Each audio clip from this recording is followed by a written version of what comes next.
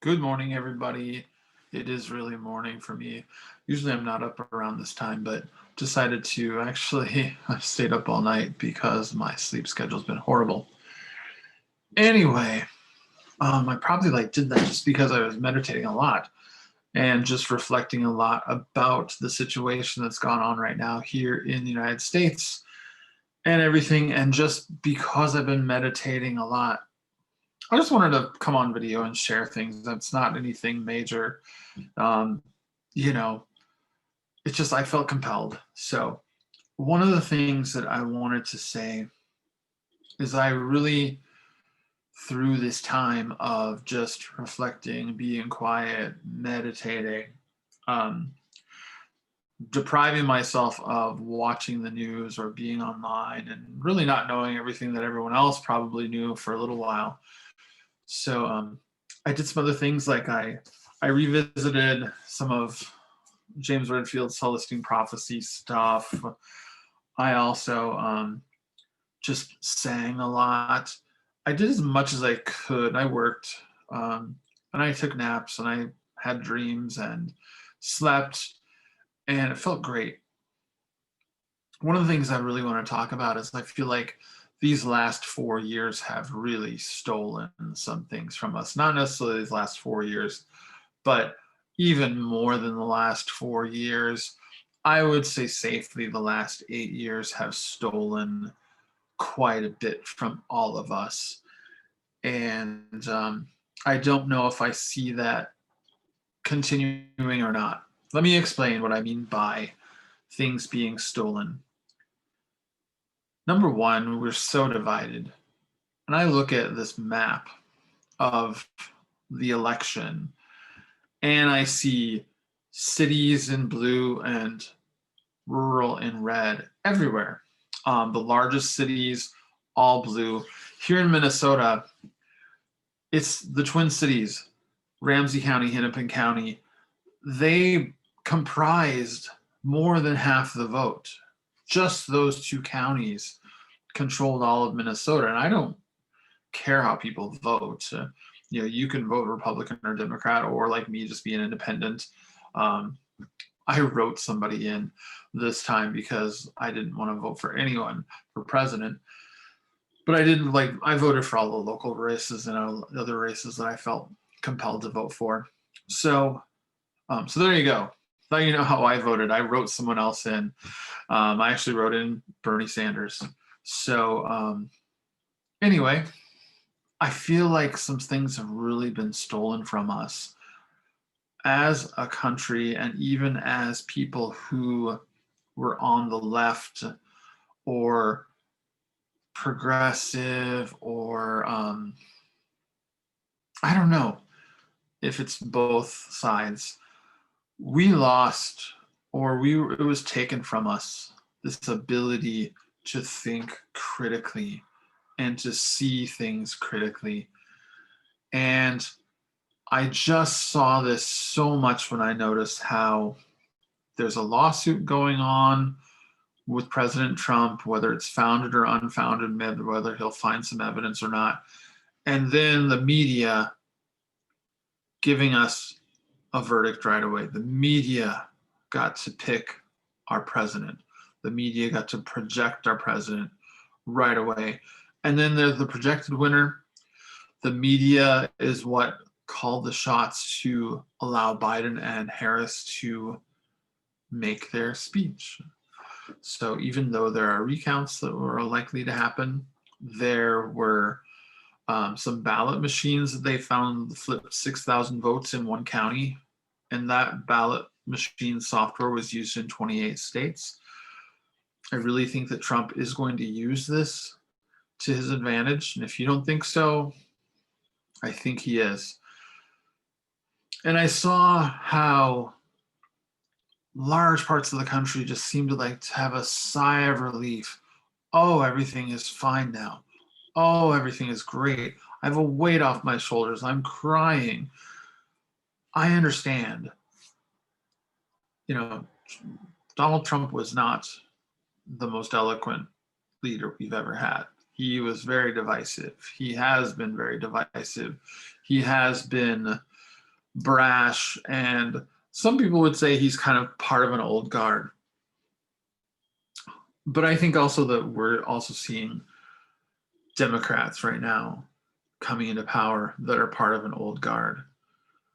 In 2004, when I was here in Northfield, Minnesota for the first time, I stood on Bridge Square, the town center, and I was there weekly holding signs opposing the Iraq War with people who were concerned of that, people who were wanting to make peace.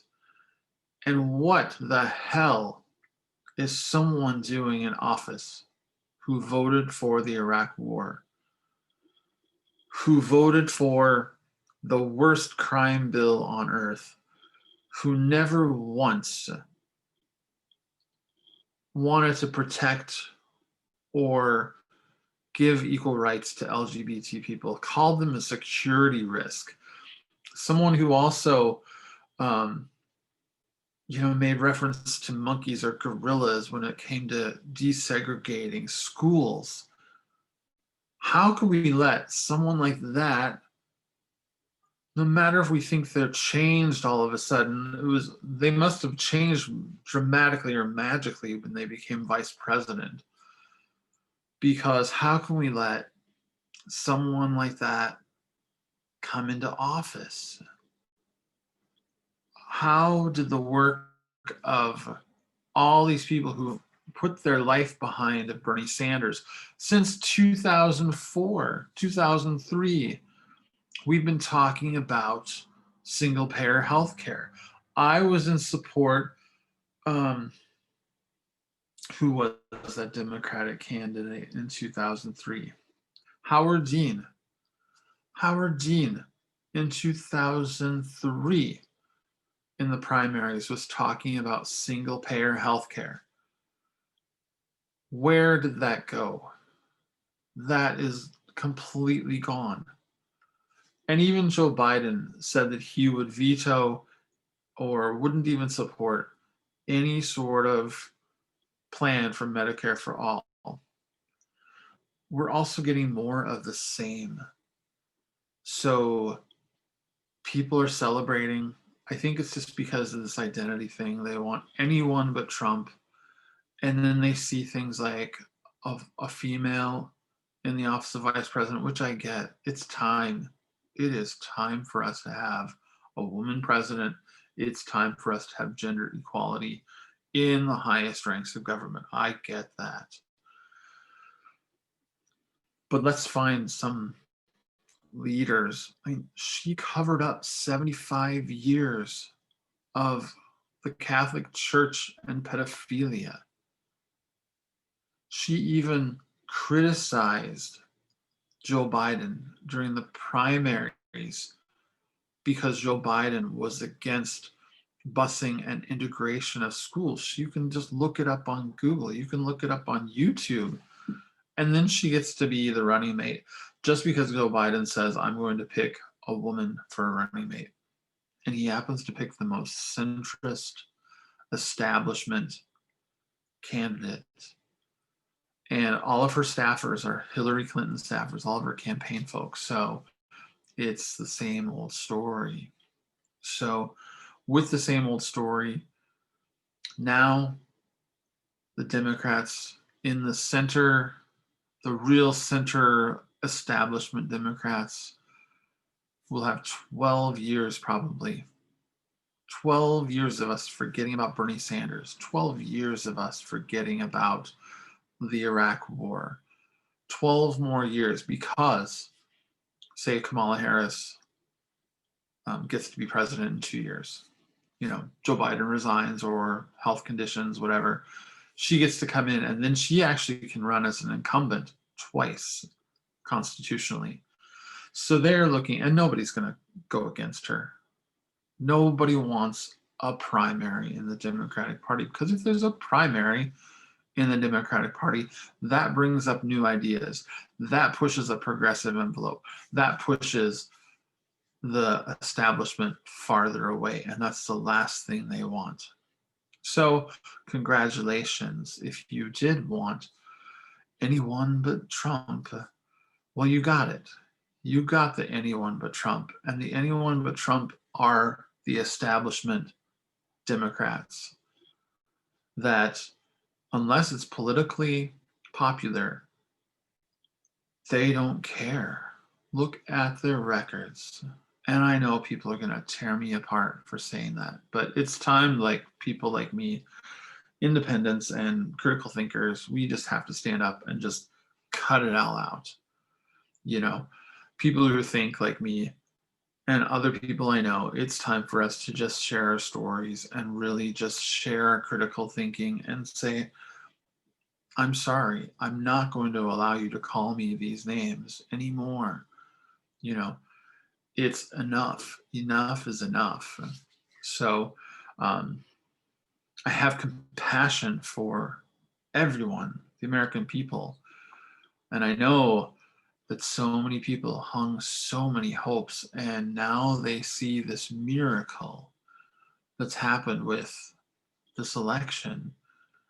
And I am so scared that when and if Donald Trump has any sort of foothold into his claims of fraud, if there becomes any evidence through recounts, and if he is awarded the presidency because of whatever ruling, these are legal battles. Nobody wins in a legal battle. The process is the punishment. And if he wins, gets back into office, I fear radical revolutions. I mean, I fear more destruction, more rioting, um, more fires, more burning things to the ground than we've ever seen before. And I think it's going to spark something even worse than even the truth. So I don't know if our American people are really ready for truth like that. And it tears me up. On one hand, do we support people who are so prone to not looking at truth that they're going to, like, you know, create violence in the streets? Or on the other hand, do we just say enough's enough? Let's reset this. Yes, this is true, but maybe a lot of people need to heal, and if we don't heal people fast, we're going to find ourselves in a worse position than this. So there's no easy answer. Whether, you know, whether this Trump thing pulls out, if he's right. And we know, come on, everyone should know by now that all of these systems are not 100% on board. Everyone should know this by now. We have had people like Edward Snowden. We have had Julian Assange. We've had whistleblowers in every level of our government. We know that they spy on us. We have censorship on YouTube, on Facebook, on Twitter. Come on. I'll just say, come on, man. We know this, yet we turn our eyes and refuse to look at truths like this. So it's going to be a long 12 years before those of you and those of us and me who are both liberty minded or want really true reform will see that. And especially not in the Democratic Party. They have license now. And I'll tell you, with the C word virus, the C word infection, we are going to be controlled more than what the science shows us. We are going to have the media control us, control our thoughts. Once the media releases something, just like the World Health Organization did, it just sets us for chain reaction. The World Health Organization or Dr. Fauci says one thing, and certain segments of our media just spin it out of control. Um, and those things will affect us, and governors will shut down. And then my governor will follow, and every blue state governor will follow. Every red state governor will be upset about it.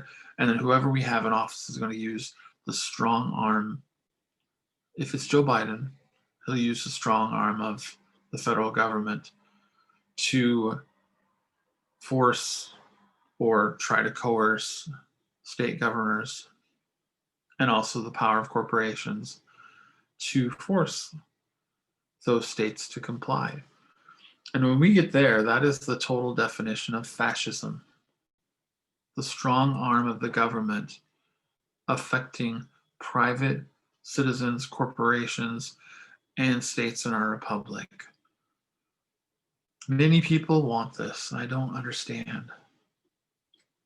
Even like folks who are free thinkers or who claim to be free thinkers. I know a lot of people in the sci-fi community. I know a lot of people who are like geeks and freedom-loving people and who stood with me on peace marches and rallies. And they want control. They want a government to come in and control us. It doesn't compute. All the things that we learned in, through things like Star Wars, Star Trek, The X-Files, all those things that we really were fascinated by. The Hunger Games movies. Oh my gosh, that was so great.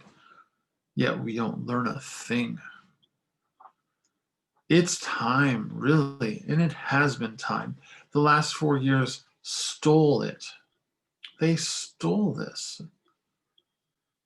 The last 4 years of us being so divided, and the media and the Democratic Party just pushing everyone. Just the only agenda was to hate the orange man.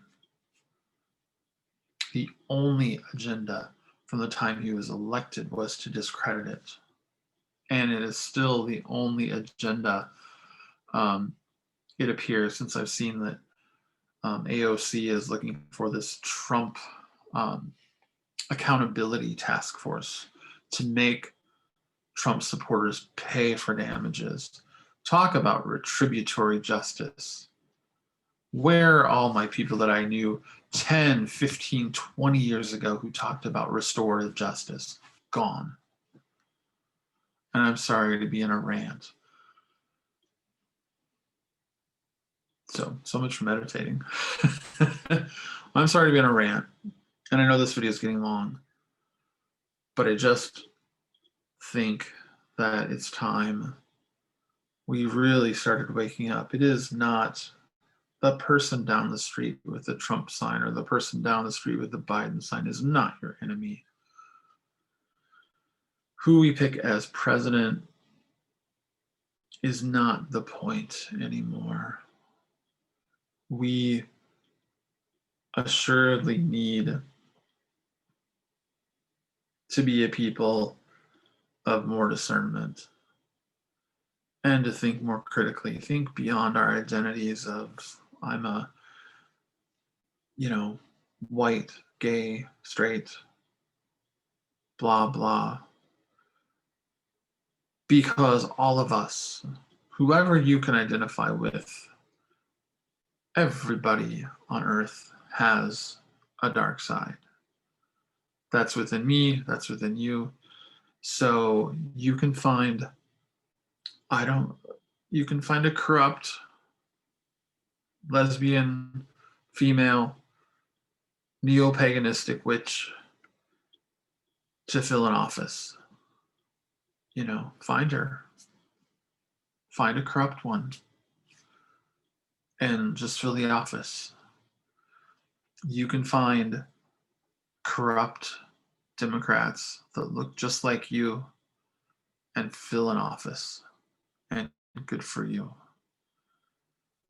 So I know this is not going to win me a lot of friends or support, while a lot of people are celebrating, and I want to celebrate with you too, but if it were just that surface for me, I'd be celebrating.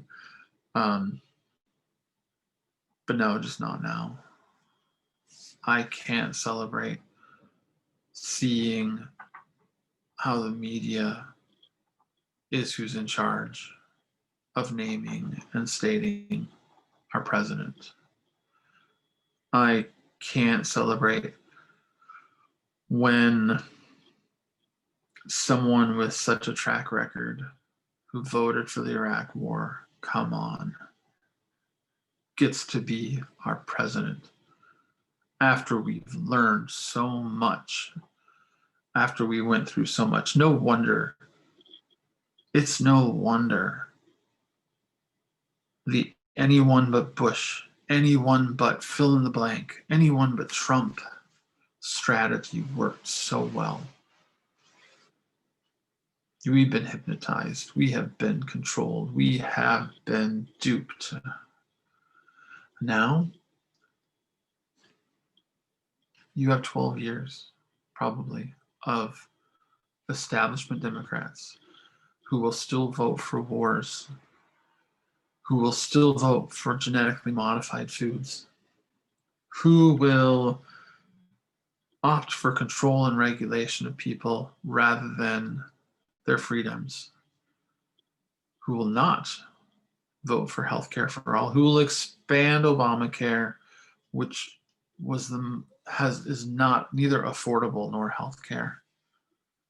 I'll give you an example. Before Obamacare came into effect, it could be between you and your doctor and you and the hospital and the clinic as to what kind of care you could receive. I know somebody whose father went through a stroke, and now they appoint health czars through Obamacare and through all that. There are health czars and measured care through the Affordable Care Act. A friend of mine's father had a stroke, and before Obamacare, you could have a test and order it whenever you wanted with your doctor's approval, just to see if you had holes in your heart, because that was also an indicator for a second stroke or more strokes. Under Obamacare, you had to have two in order to order that test. You're no longer able to order that test should you have one stroke. So, and we all know now how if you land yourself into assisted living, nursing home care, where you grant this medical institution the right to be your custodian, that you have no human rights. You have no rights to visitors. Should the government or whatever entity, a governor, want to close you down because of a virus, a contaminant, you know, where else will it go? So we don't have access to our loved ones. Not to mention, I've been an advocate for people going into the hospital so many times in my life, where I just go there and I sit there and I be with the person and I make sure that they eat. I make sure that these nurses are following what's on the door. When they have an NPO, which means nothing by mouth, but still stuck on the door even after a doctor has seen and evaluated a test, and they said, "Oh yeah, they can eat," but they don't take that down, and then other nurses don't feed this person. I've been there. I've been an advocate who calls doctors, who goes to the nurse's station and actually says, "Hey, can you call and check on this?" "Oh yeah, we made an error." "Yeah, they can take that down." "Oh, by the way, it's only 5 more minutes before we can serve them and dinner time's almost over." Say goodbye to that. So if you think that what's going on is fair, it's not fair. Anyway, I don't want to make this too ranty, too bitter, but I'm not having a good time with this new election. I didn't have a great time with Trump either, so I didn't really support him, but I did see that he was trying. And if you got past all the media attacks, you know, you could see that he was a fallible person, just like Joe Biden's a fallible person. But I also have the experience to like lift myself up and look at things from a little different perspectives where I could have compassion for him. And I'll have compassion for whoever's in that office, Trump or Biden or Harris. I will have compassion for them. I'm not going to spew hate onto anyone, but I do disagree with these policies. And I do think that we've really been asleep, and it's too bad. And ever since Al Gore, what year was that? 2020 years. And even beforehand, just the pressure that's been put on all of us to fall in line. And I broke that 20 years ago. That's why I can probably say the things I say now. Anybody but Bush. You're voting for Gore. Vote for Gore. And it's just, it has to stop. We have to support people. We have to like support the gay Republican who gets in there, who actually works on the inside and gets some things done, changes and reshapes that party. We have to support the Bernie Sanders who actually make change. We have to support a third party coming up that offers a real choice. And who cares? Get a coalition government. You know, it's time. Do we want to keep doing this all of our lifetime? The lesser of two evils. The thing that really will bug and bother our elected officials is for them to know that we could govern ourselves, that eventually this struggle for power that's combined with predation and predatory control bought by corporations, controlled and picked by the media, that's all going to end. It has to end. We think we live in a democracy. We haven't even exercised that yet.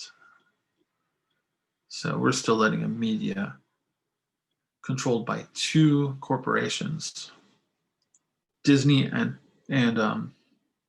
Turner Broadcasting. Two corporations own all of our mainstream media. So what are their interests? Their interests lie totally in the truth, no matter what.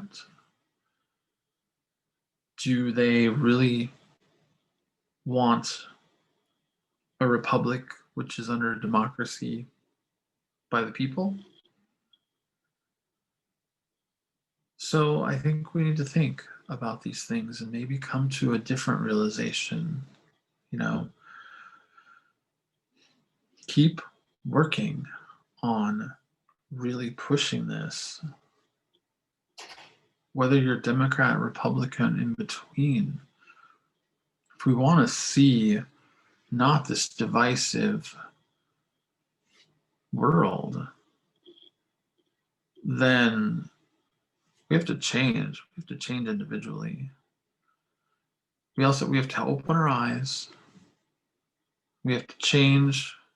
We need to have big breakdowns. We need to cry. We need to realize this facade that's out here. And then we just need to do a lot of forgiving. That's a huge thing. Would you be willing to forgive Donald Trump? Would you forgive Joe Biden? Can I forgive Joe Biden for voting for the Iraq War? Given that he has turned from that, would you forgive your governor if they said it was wrong of me to imprison my whole state the way I did during the pandemic because it caused more deaths. The supposed cure was worse than the disease, which I believe it is. So I just want people to think, question,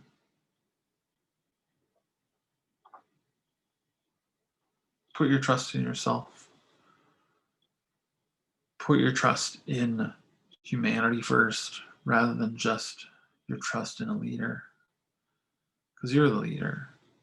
Your thoughts should lead you, and your compassion should lead you. And no candidate, no party should separate you from friends, family, should give you the authority or the hammer or the weapon to wield to just say, I'm going to defriend or I'm going to disown or I'm going to do this to anybody who votes this way. If your party advocates giving you a weapon to wield that way, what does that say about them? What does that say about you? Think about that. That's enough for now. So I just wanted to come out and say these things. And I know it's not popular, but I think it's high time that everybody gets to express their opinion. And I'm sure I'll be expressing more in the future. So this is just where I am right now. So being courageous. There's something. All right. Thanks. It's Scott. I'm going to sign out. Take care. Love you all.